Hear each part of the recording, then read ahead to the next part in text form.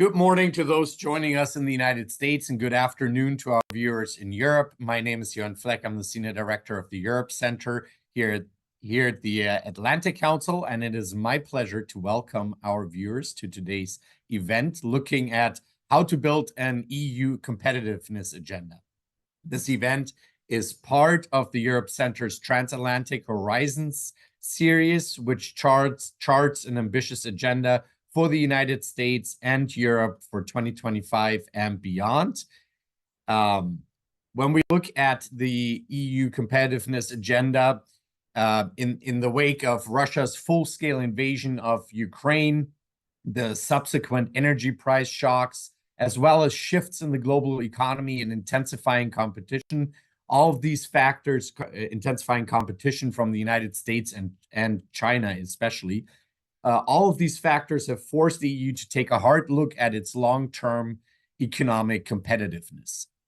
During her State of the Union speech in September of last year, Commission President Ursula von der Leyen first announced plans for a Commission-mandated report on the future of European competitiveness. Since then, the issue has become a hot-button issue for European policymakers and EU watchers alike, and for good reason. We've also seen this move to the center of the platforms for many of the mainstream parties in the upcoming European elections in early June. Economic growth in the European Union trails behind the United States and China, and new geopolitical realities are forcing a rethink in Europe about free trade and globalization, which have been at the heart of the European project's international economic approach and posture for decades. Former Italian Prime Minister Enrico Letta issued a report last month on the future of the single market, which offers multiple visions for the future of the EU's economic policies and approach. And next month, we can expect a complementary report by another Italian Prime Minister and former European Central Bank chief, Mario Draghi. And the two reports are designed to shape the strategy and mandate for the next Commission's competitiveness agenda. As Draghi put it in a preview speech of his report, radical change is what is necessary, according to him, to make the EU's economy fit for purpose today amidst increased geopolitical changes and assertiveness on the United States and Chinese side, and assertiveness and asymmetries in subsidies and trade policies. So today we ask the question, what may emerge for the future of the EU's competitiveness agenda under the next European Commission? To answer these questions and more, I'm joined by a great group of colleagues and friends of the Europe Center, including Georg Rickeles, an Associate Director and Head of the Europe's Political Economy Program at the European Policy Center in Brussels. Our very own Penny Naas, non-resident Senior Fellow at the Atlantic Council's Europe Center. Zach Myers, Assistant Director at the Center for European Reform in London. And last but not least, Barbara Matijacic, Project Director at the Institute for Strategic Solutions. So warm welcome and thank you for joining us to all of our panelists. Before we begin, just one housekeeping item. We'd love to hear from our audience, from our viewers, hear your questions. You can submit these at askac.org and make sure you follow us on Twitter at ACEurope. And so with that, let's jump right in. And I'd like to start with Georg in Brussels. Maybe you can kick us off and help us set the scene a little bit. We'll start with the diagnosis before we move on to the treatment plan. So in your opinion, what's driving this EU competitiveness debate? And what do you see as the EU's main competitiveness challenges? Easy question to start us off. Yeah. Thank you, Jörn. It's a pleasure to be with you. Thank you for the invitation. In a sense, it's fascinating that it's a US think tank that is organizing a debate on Europe's competitiveness. But of course, that's a joke. We all know what the Atlantic Council's Europe Center impeccable record in terms of stimulating and participating in transatlantic debate. It's sort of you and the Italians that are pushing that debate forward. But no, you set the scene very well already. I think there's a lot of things to unpack when we talk about competitiveness. Maybe I would highlight two things. One is the politics, and the second is the facts. Politics first, I'd say that, well, politics these days, it's about the geopolitics. And it's pretty clear, I think, to everybody that technology, resources, industry value chains is what is participating in creating geopolitical facts today. And of course, competitiveness is paramount, because that is what is creating the basis, the long-term basis for prosperity and security for both of them. And competitiveness is sort of an interesting concept, because competitiveness is a zero-sum game, isn't it? If you're measuring competitiveness, well, there's some come up on top and others are losers. And I think what is happening right now in Europe is that one is realizing quite dramatically that one might be ending up on the losing side, or the losing side of this long-term game, the losing side of economic history, and also with implications that will have for security. I think Macron said it very well the other day in his speech, his Sorbonne 2 speech, was it, when he spoke about the reallocation of production factors that is happening now, where he said this question about where the green technologies will be, where the artificial intelligence will be, where the calculation capabilities will be. This is playing out now, next 5 years, for the longer term future. And he put it in this very French way. He said, it is now that we must be at the rendezvous of history, he said. So that's the politics of this today. Now to the facts. I think indeed there are quite a few things to worry about. If you look at the global ICT market, it reached the size of 6 trillion in 2023, 6 trillion euros. And if you look at the EU's share of global revenues in the ICT market, well, it has drastically fallen over the last decade, from 21% to now 11%. And you could say, okay, that is due to the rise of other emerging actors, China, etc. But it's not true. It's also due to the increasing share of the US. The US increasing or share has increased from 26 to 36%. So it just shows how much, well, to what extent the EU, Europe, is falling behind in the race when it comes to ICT, digital technologies. You can take other examples. If you're looking at energy, which of course has a direct impact bearing on energy-intensive industries, strong traditional strong areas for Europe, such as chemicals, but also much broader impact on competitiveness. Well, if the cost of energy in Europe is 3 or 4 times the cost of what it is in other partners it is relevant to compare oneself with, of course, this is going to hit us quite hard over the long run. Then you can also look at other metrics. I'll end with that. If you look at technology, you have this Australian institute, ASPI, that does their critical technology tracker, and their critical technology tracker now is judging that China is leading on 37 out of 44 critical emerging technologies, from quantum to clean tech. Of course, the US is also on that list. US also has a certain number of things to worry about, but the ones that are really falling behind are the Europeans. We used to be thinking, this green tech, the green transition, we will have a lead in that. It's no longer true, and that is what everybody has realized over here in Europe. There's a great Chinese wave of green technologies and industrial products coming over us now. EVs is one example of that. Of course, there's the whole overcapacity dimension, but one also sees that the US is mobilizing massively to be in this race.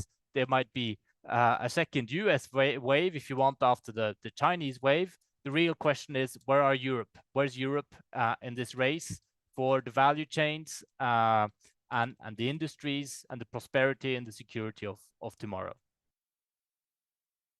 Thank you so much for setting the table very richly, Georg. I want to turn to Penny Naas, someone who is not only a fellow with the Europe Center, but someone who has extensive experience working for global companies of U.S. parentage, Citi, UPS, in key roles, working across Europe and globally. And from that experience, Penny, maybe you can respond a little bit to Georg and also tell us your perspective of where that competitiveness debate and the challenges come from, and whether you agree with this framing of a rendezvous with history, Europe falling behind amid this great Chinese wave and falling behind in key technology sectors. Yeah, thanks, Jorn, and thanks to my fellow panelists, all of whom I read your stuff all the time and respect a lot of the points that you all have made, and maybe I'll borrow a few pieces from some of what they will talk about as well.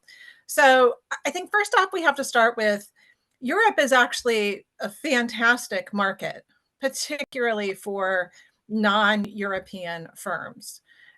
For US companies and the US companies I worked for, we had huge businesses in Europe. Europe is wealthy, it's stable, and it's generally predictable. So even if it's a highly regulated environment, you're not going to get hit upside the head with something unexpectedly. You're going to see it coming for a long time in terms of the regulatory environment. And there's a lot of US companies that make a lot of money in Europe and are heavily invested in Europe. And we all know the figures around European investment, as well as affiliate sales, as well as all of that. So just to kind of set the scene that I think we tend to talk down and talk about all the problems, but I think we forget that, Europe compared to the rest of the world for US companies is a very good place to do business and a very stable one. But, it is a market that is in many ways not a single market. And so while we tend to talk about the regulatory environment, when you think about so many other aspects of what makes a market, some of those are lacking in Europe.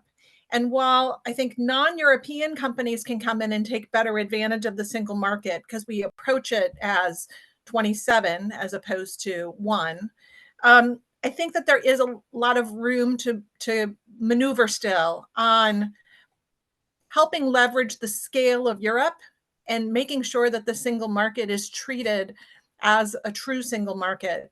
And with that, all of the power and all of the strength that it will give to Europe in the long run. So when I think about the scale, for example, I struggle to think of a European company. When you think about the large European firms, they are German, they are French, they are Italian, they are Polish.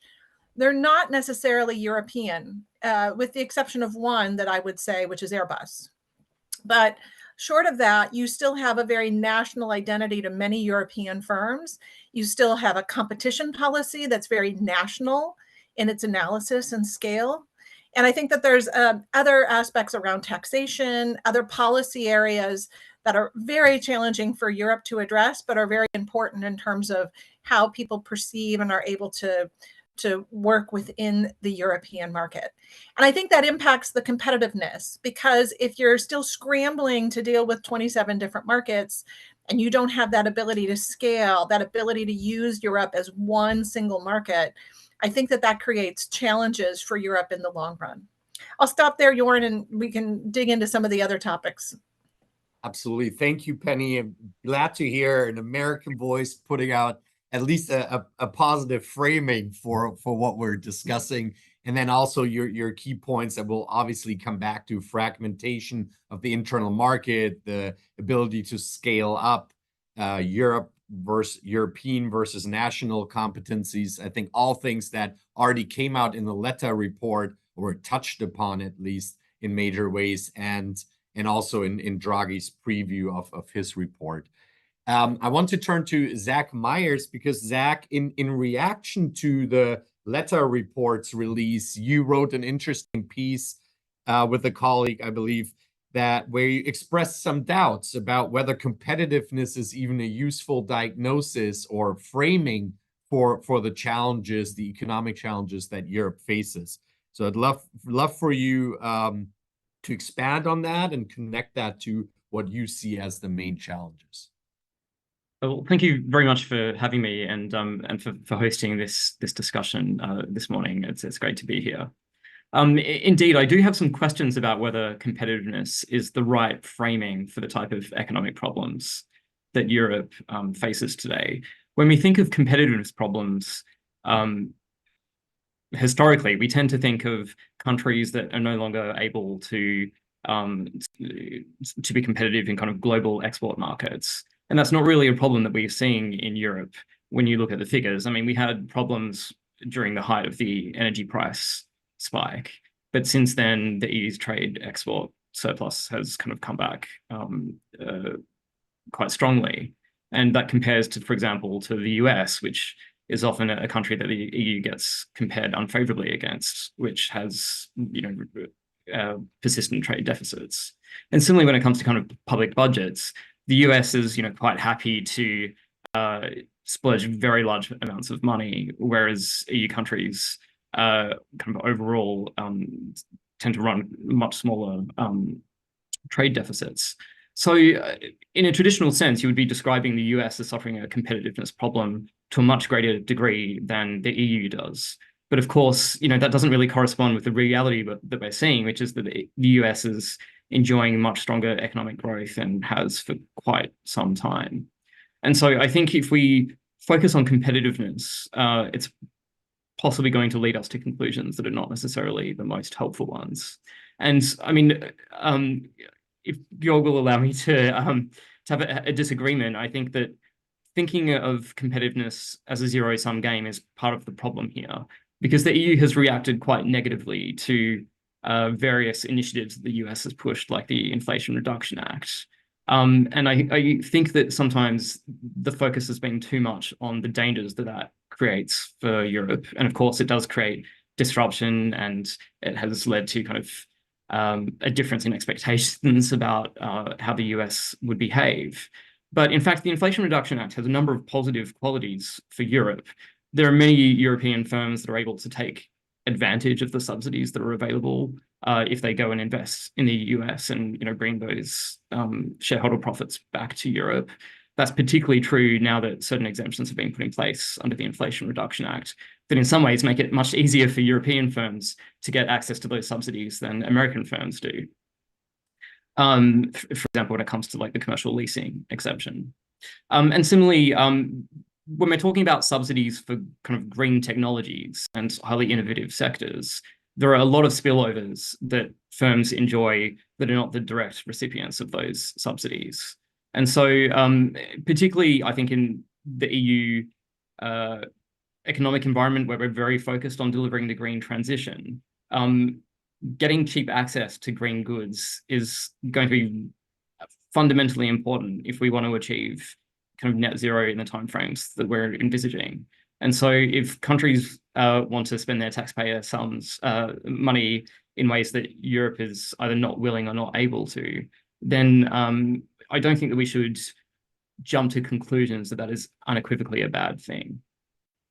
So when it comes to kind of what Europe's economic problems actually are, I think that not only because of subsidies, but just more generally because of structural changes in the global economy, Europe is definitely facing more competition. And it's quite likely that China will be a fiercer competitor to Europe and able to sustain lower costs of production, even if you left aside all of the issues around Chinese protectionism of its domestic market, Chinese subsidies, and so forth. And so I think there is a question about how Europe wants to respond to that.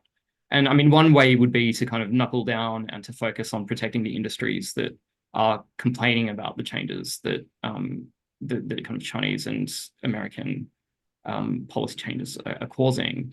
And I think the other would be to kind of roll with the punches and think, how do we adapt our economy and make it more resilient? One way to do that would be to focus a bit less on exporting and a bit more on promoting domestic consumption. And another would be to think about a business model which is a bit less focused on incremental innovation. So, we're very strong and always have been in things like relatively high-tech machinery. but that really isn't subject to the types of radical changes that we've seen in sectors like, well, the automobile industry, where German companies were very focused on kind of cheating on carbon emissions tests rather than really getting behind the electric vehicle revolution. And so thinking about how we get an economic environment that supports the type of radical innovation that we see in America, where you have firms that are able to get huge amounts of sums from venture capitalists, and those venture capitalists are prepared to wait a long time to see returns. They accept that not everything is going to succeed. That's very different to the environment we see in Europe, where you have big firms that rely on kind of bank loans, and they have a business model that creates a fairly certain profit over a certain number of years. So I think that thinking about how we promote radical innovation in Europe is going to be really key, I think, to making sure that European economic growth is kind of successful in the medium to long run. Thank you, Zach. So radical change through radical innovation, I hear. And that builds us the perfect bridge to Barbara, who actually recently wrote a report about the EU's data economy and what potential there is through innovation to get to a boost for Europe's competitiveness. Maybe you can elaborate on the key challenges you outline in that report before we get to the remedies. Yes, thank you very much, first of all, for inviting me into this debate. One of my sources actually for the article itself, I think, made a crucial observation, which can be beneficial in understanding the background of key factors to ensure long-lasting and resilient success. She said that data sharing is vital for building trust in modern and digital society, as well as building a transparent and effective data-driven economy. In this sense, I think there are at least 4 key aspects to pursue further, and this meaning enabling digital infrastructure is basically just one of them. Then boosting digital competences of experts and end users, as well as building trust from or through digital public services, as well as promoting innovation through new digital technologies such as artificial intelligence. And these are some of the others. So what I'm trying to say that everything is connected, and the goal should be a user-friendly experience on all levels. And this meaning that Europe uses this credible data that supports new digital technologies, as well as build well-informed society. I think my past speakers made a very good observation from top-down perspective, and mine is a bit more focused on bottom up, but still it helps us, I think, to actually maybe understand the problem a bit better and understand the factors on which we should build to be more competitive also in the future. And through the lenses of this data-driven economy, I think these factors are improving, as I said, data quality and literacy, then fostering definitely open markets and invest in high quality projects. One of the problems we see a lot that we are operating too much as silos across whole Europe, not as much as a whole together. And then one other thing that I would like to mention is championing strategic alliances and collaboration.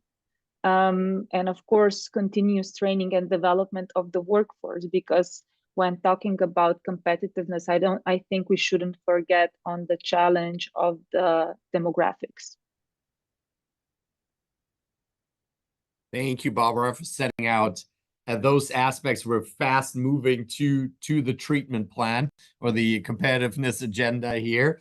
I would like to encourage our audience to jump in with questions. Go to askac.org or find us on Twitter @ACEurope.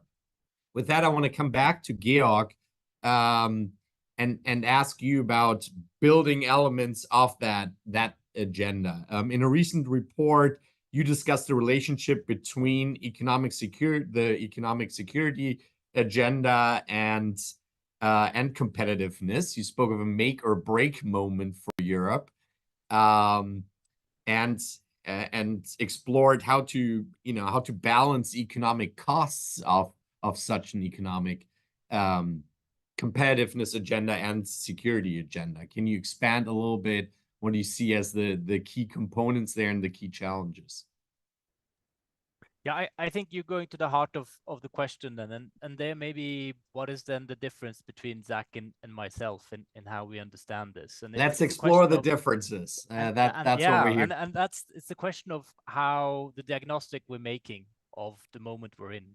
Maybe I can start by saying I agree with a lot of everything that Penelope said, and I think it's really positive to hear somebody from the US talking up the EU as an investment destination, as a productive economy. And it's not my role to talk the EU down. And I agree with everything Penelope said also about sort of the remedies, the lack of use of scale, the competition policy that has too much of a national focus, and so on and so forth. But I think really what I think is the significant point here that one needs to discuss in Europe is the kind of international moment we're in right now.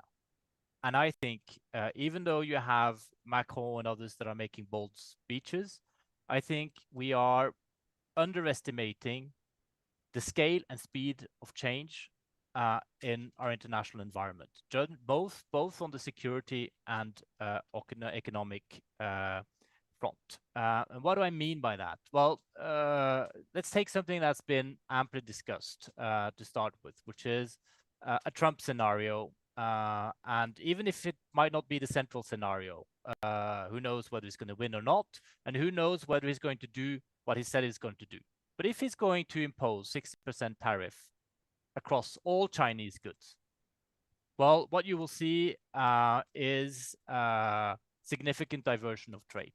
Some forms of, it will be seen, experienced as dumping on Europe across a number of industrial goods. What we're seeing in terms of overcapacity in discussions on electric vehicles now is just an appetizer. You will have pretty much every industry in Europe running to the national capitals and to Brussels saying, you have to save us.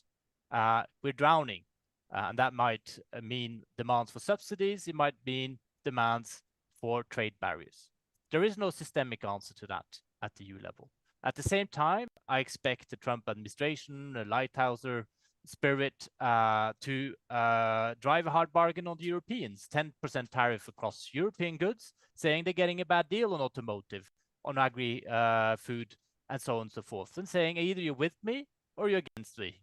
And that will also be a very uncomfortable position for Europeans to be in. And of course, China is not going to sit still in such a scenario.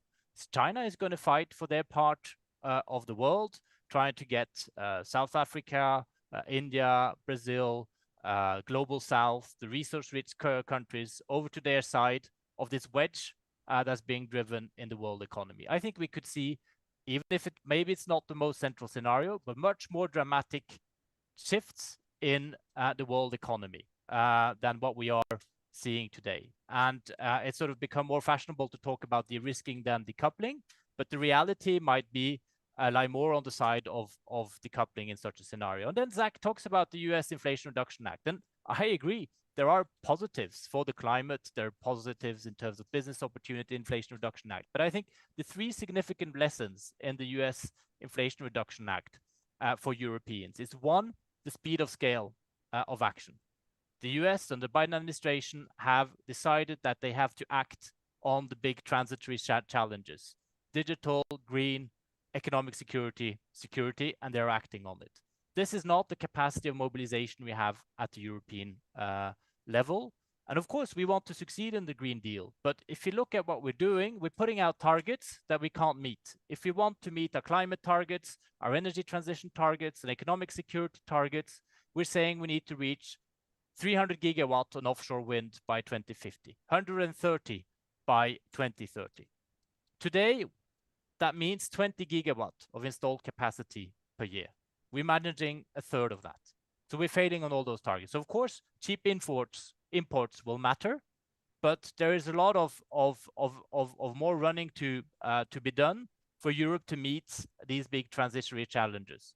The other point is deep shifts to international system. I think it's neither Center of European Reform nor EPC that put it out. It's Bruegel that put out this study of the Inflation Reduction Act and looked at what's part of this that is directly WTO actionable.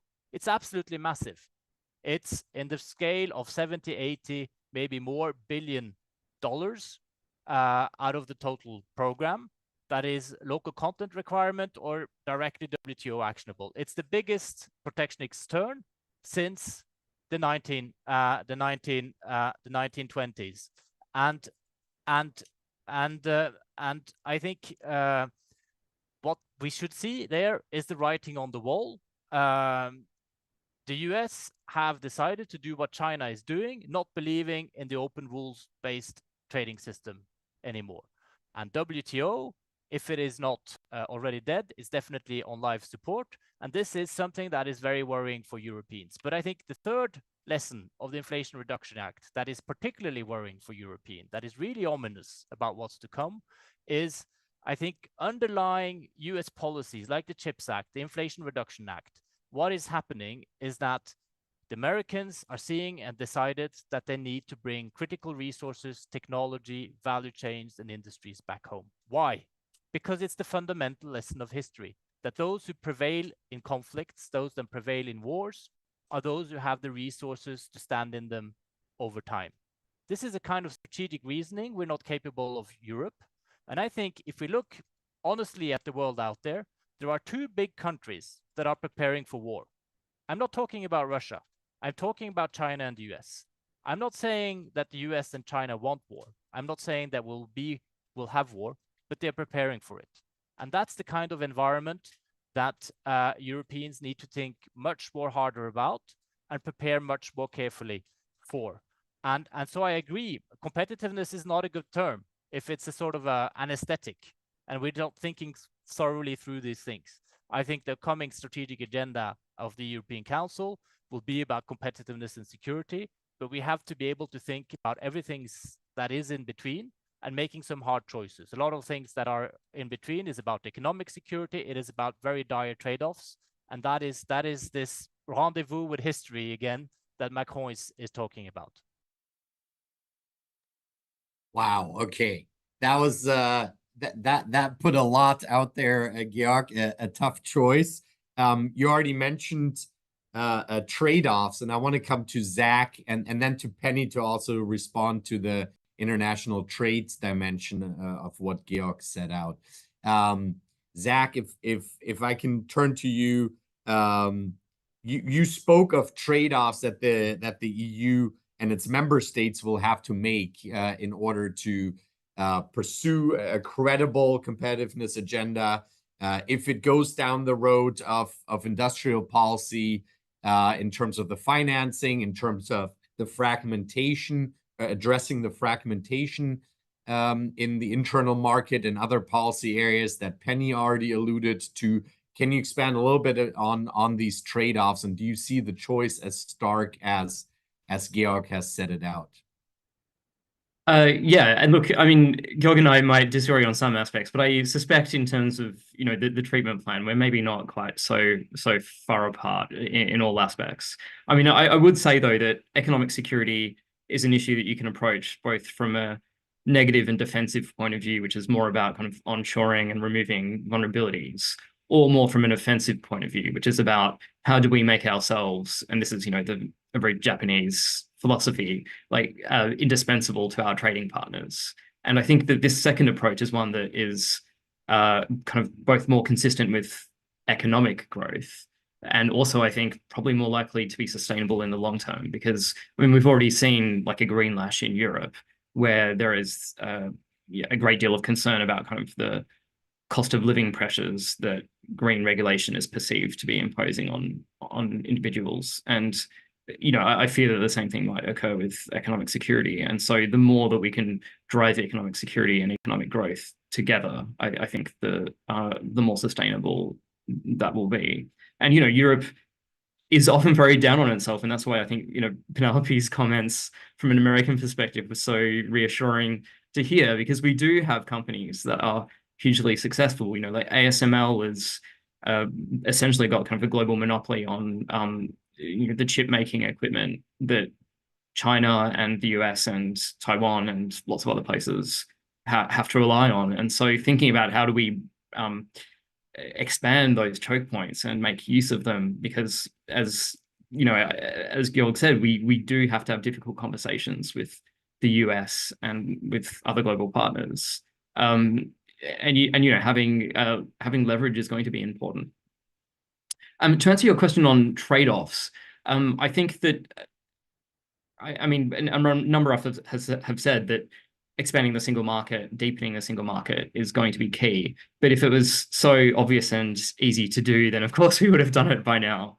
And there's a number of difficult problems that I think the letter report, even though it had a lot of very useful suggestions, it kind of glossed over and didn't necessarily make it a key or a novel argument for how those trade-offs would be addressed. One is obviously that, as Penelope said, it's not only companies that are perceived to be kind of national and not European, but governments are very concerned about maintaining sovereignty over particular sectors. And when it comes to things like capital markets, which, as I talked about before, is really the key way that we have to drive more risk-taking in Europe, that's something where the countries that do have relatively successful capital markets, like Luxembourg and Ireland, they have already come out and said that they're quite reluctant to hand over regulatory supervision to Brussels. And so that's one problem. The other is that although everyone talks about, oh yes, we want more funding for startups, it's very difficult to disagree with that. But the consequence is that there will be less funding available for traditional industries that have a lot of political power in Europe today. And so, there will be kind of difficult discussions in some EU member states where kind of business and government are quite closely tied together, because really what we'd want to do is change the economy and make it more adaptable and ready for disruption. And traditional business interests might not always agree with that. So, and thirdly, I think that a key part of the Capital Markets Union is going to be having a kind of much more debt available for investors to use as a safe asset. And the levels of debt that we see at EU level now are pretty minuscule, even when you compare them against kind of national debt in Europe, let alone the US. So I think there's a lot of countries that just think we have to balance our budgets, and they're kind of philosophically opposed to any change to that. And so I think there's many more trade-offs, but I think those are some that are kind of really going to stand as barriers to making meaningful change. Thank you, Zach. And we'll come back to what's politically possible as well. But I want to turn to Penny and get her reaction to the international trade picture that Georg drew for us. Right, we even saw that earlier this week with the Biden administration's announcements on the tariffs on especially technology products from China. That Europe finds itself a little bit between a rock and a hard place when it comes to international trade, international economic policy, in terms of the shifts that we're seeing in the global trading system, how the US approaches this, where China is, the overcapacity issues, and how to respond to that.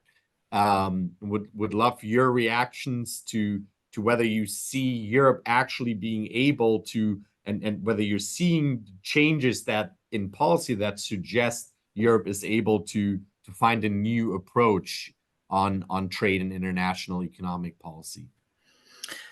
Yeah, so I was recently with a European official who spoke at length about how Europe is going to cling to the WTO. They will be the last person standing in Geneva at the WTO, just because the way Europe's constructed around, the union.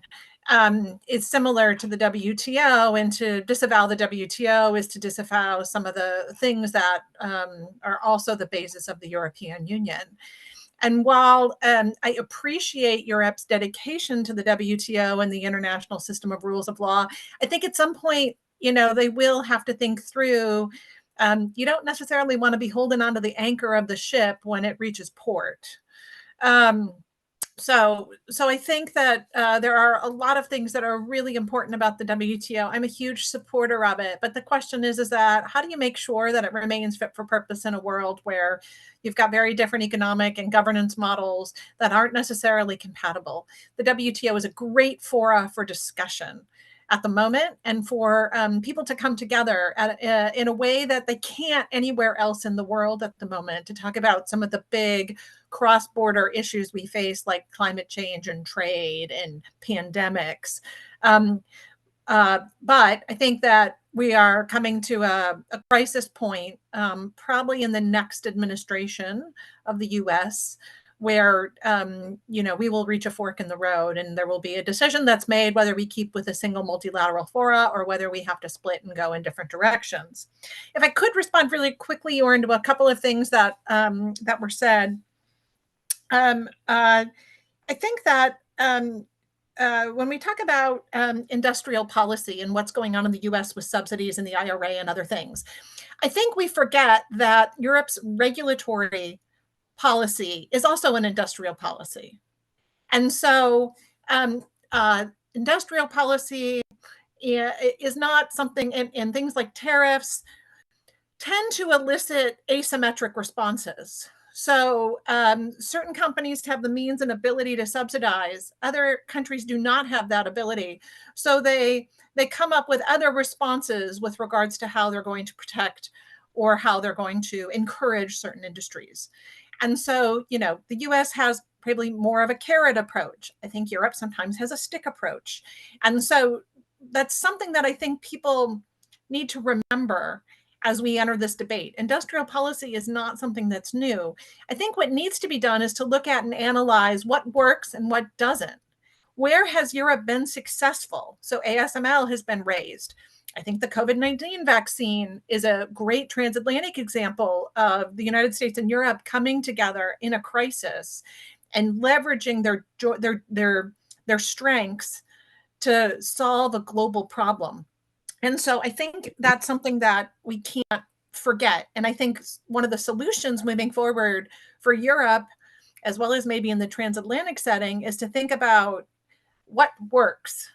Stop dwelling on what doesn't work and look at what does. So for example, I recently heard a very prominent venture capitalist say that a European moving to Silicon Valley is a bet he will take all day long.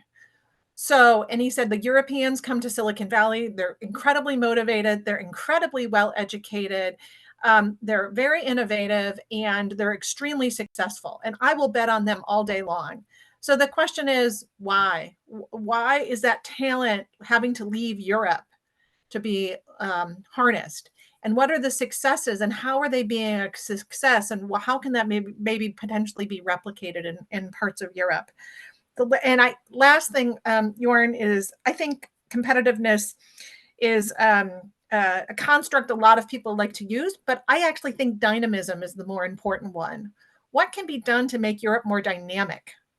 Because dynamism is about that, not incremental change, but that dynamic change that's going on in the world today, and how to make sure Europe can do it. And I think one area in particular that might be important for Europe moving forward is going to be defense.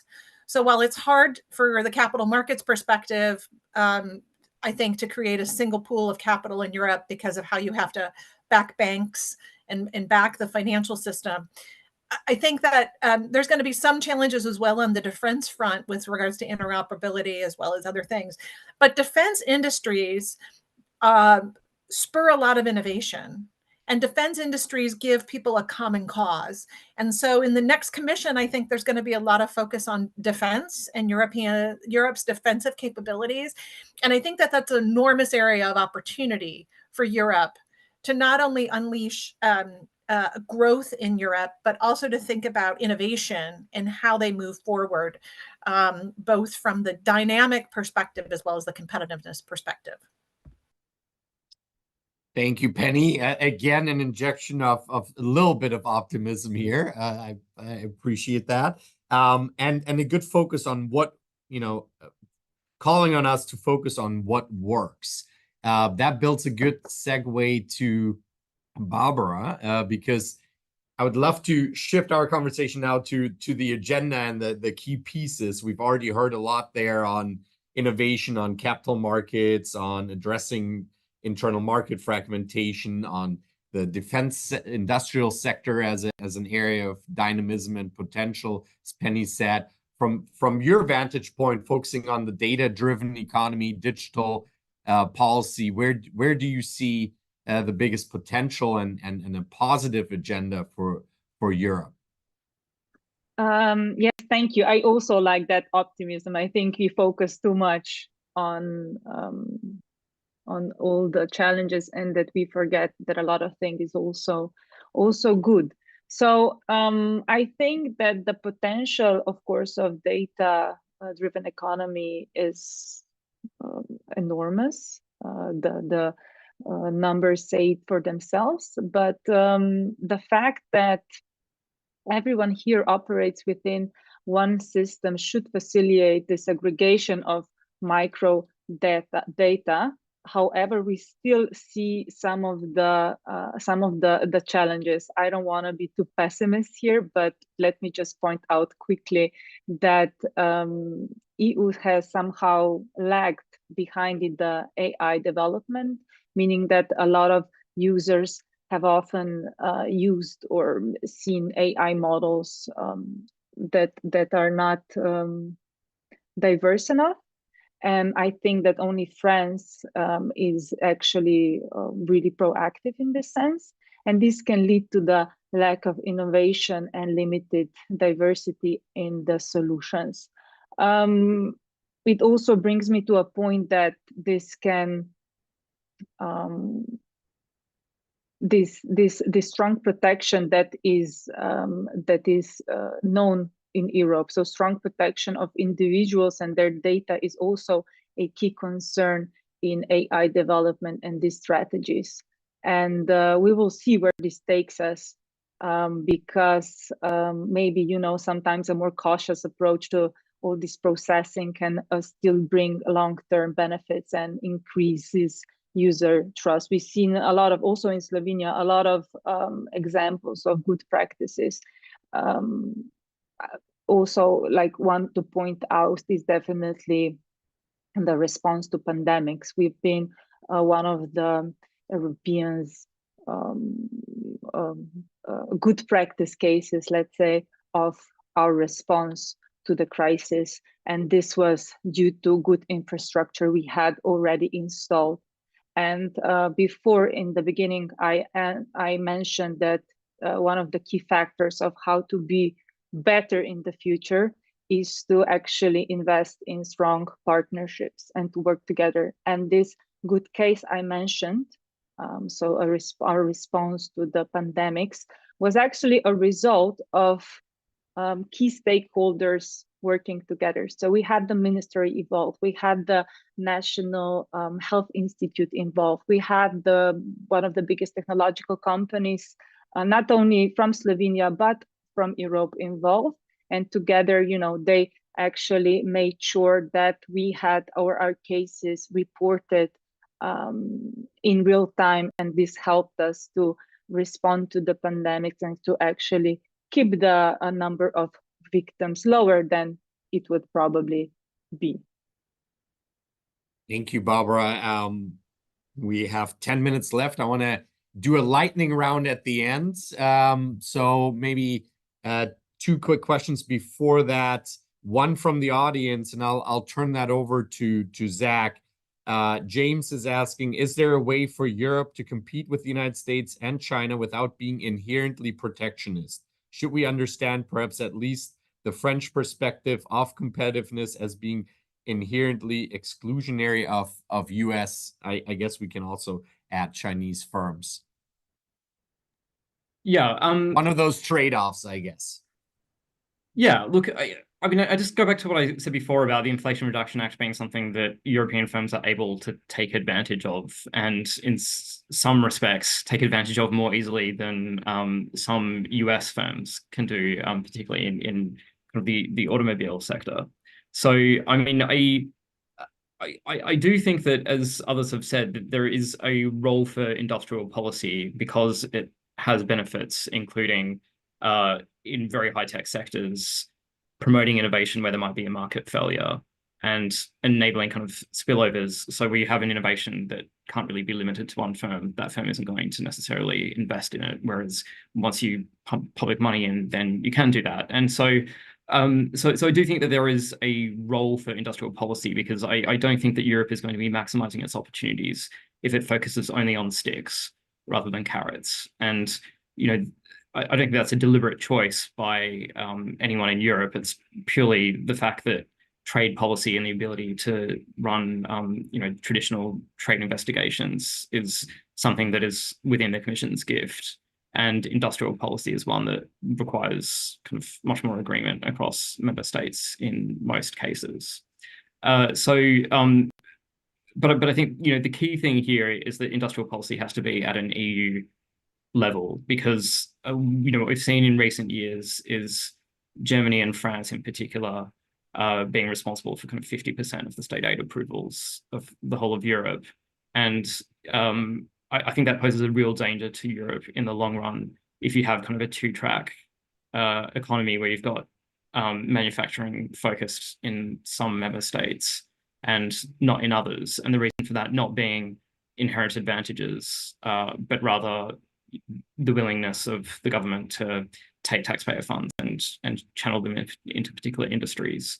I mean, unfortunately, we see that already in cases like ASML, where the Dutch government, which has traditionally been very reluctant to impose to grant subsidies, has paid out a whole lot of money to stop investment moving to France. Which, if you're thinking about how do we make Europe as a whole stronger and make sure that money is being funded to do that, to benefit the whole bloc, you know, that doesn't feel right now like that's a very good use of funds.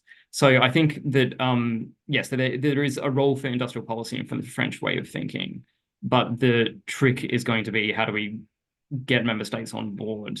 And that is not just a narrow question, but I think, as Penelope said earlier, this is a kind of a cultural question about how do we think more about Europe and less about national interest.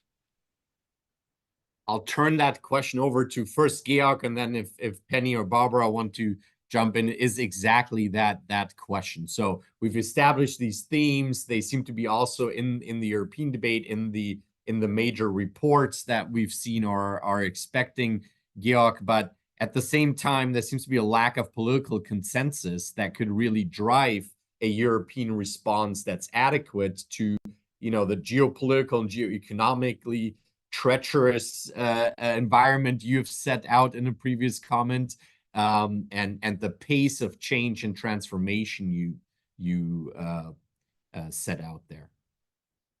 So where do we see the politics of this at the European level moving? Yes. Well, I'll take one example of the politics, and I must say, certainly I'm agreeing with everybody here, but I'll try to Please don't, Georg.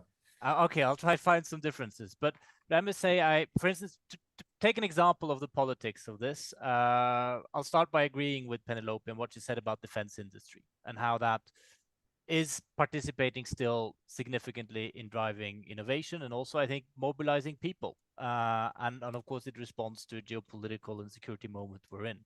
Well, the Commission's proposal the other day for the European Defense Industrial Plan and a strategy, it's a great proposal. It's a great toolbox, but it needs 100 billion of financing behind it. 100 billion. That's what Thierry Breton had pre-announced, and I think pretty much everybody who looks at it would say that it's something of that scale that's needed. What's on the table for the time being is 1.5 billion euros. So it's half a peanut compared to what we need. That's this question of the political question we're facing.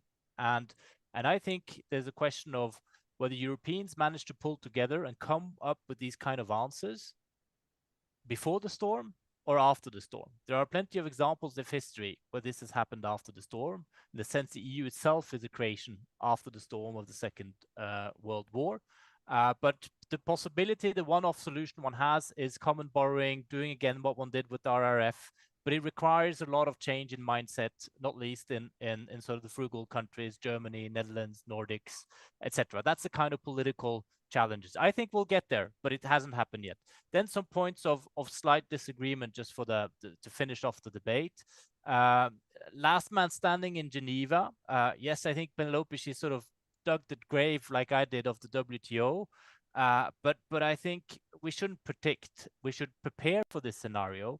But I think there are also a lot of other countries around the world that are deeply uncomfortable by the direction of travel. And I think Europe should continue to fight for an open rule-based order. Another point where I can be in slight disagreement is on the regulatory approach. It's not only Europe doing this. You can cite many American examples, from public procurement, the Jones Act, cloud rules.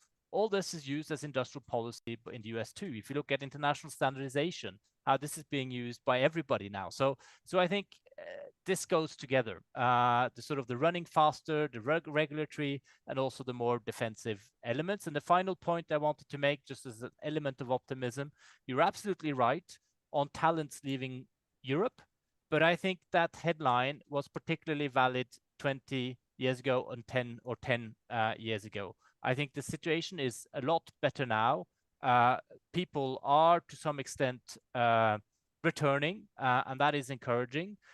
If you look there was a McKinsey study and there's a IMD study, an INSEAD study recently, where you look at the top five of the top 10 countries in terms of digitalization and talent in Europe, in the world, are in Europe now.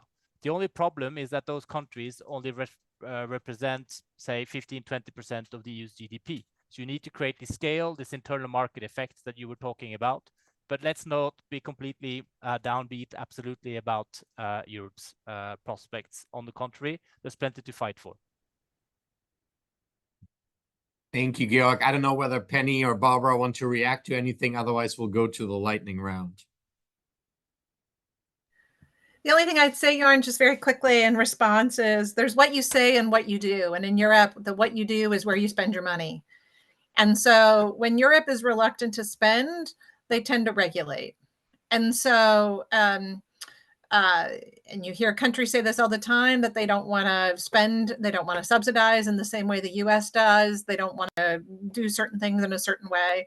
But I think on defense and on other things, where people come and put their money, Europe is incredibly wealthy. The question's going to be, are they going to invest in the future? Or are they going to continue to stick with the budget and maintaining strict budgets today with the crisis that, you know, we face in the world today? Thank you. And with that, I want to move to the closing around lightning round. If the next Commission President asked you to write a report on competitiveness or Europe's dynamism, what would be your bottom line up front? 1 or 2 sentences, recommendation, what Europe needs to get done in the next political cycle. So for the Matthiasic report, what would it be? Well, thank you. Definitely, you know, invest in data, invest in infrastructure first, and then pump it up with the right quality data.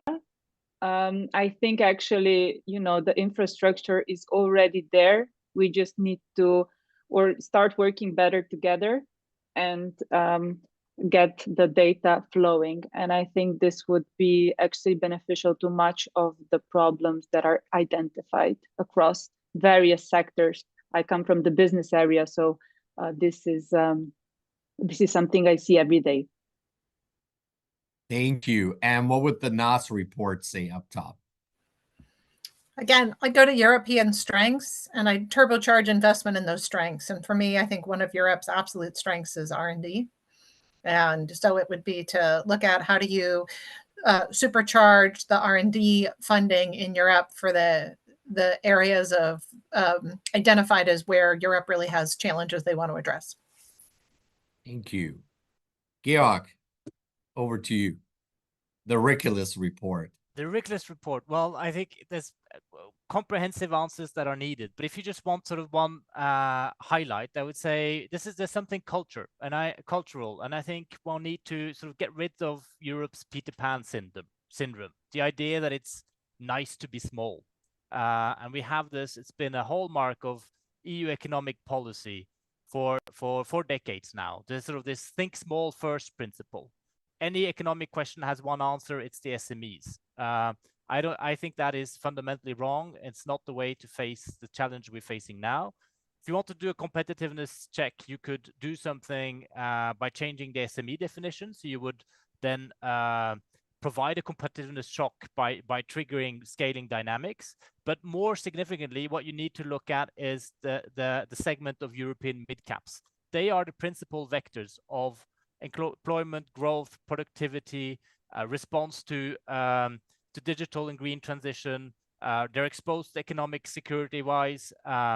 They are the ones that need to really lead the uptake of advanced technology. So they'll do something on productivity, etc. So get rid of the Peter Pan syndrome and look at the mid-cap segment. Thank you. And over to the Myers report. Well, firstly, I'd endorse all the other reports. I think they're all fantastic ideas. Slightly related to Georg's point, I think that deepening the single market's really key. And so I would go through and get rid of all of the kind of gold plating that you see where member states diverge or add in extra regulations that are not kind of the base level standard, and simply make sure that we focus on making sure member states actually follow EU law and implement it timely and quickly and consistently. I think, you know, what we see in Europe is this huge problem where you get lots of mid-sized firms that are not really at the technological frontier, and those that do, they don't tend to grow across Europe and develop the sort of scale that, as Gil rightly says, that really Europe should expect, and which drives more and more innovation. And so, you know, if we get rid of regulatory barriers to make it easier for the best firms to grow across Europe and to take resources and market share away from the firms that are not as productive and innovative, then I think that, you know, that stands us in pretty good stead to be kind of global technology leaders again.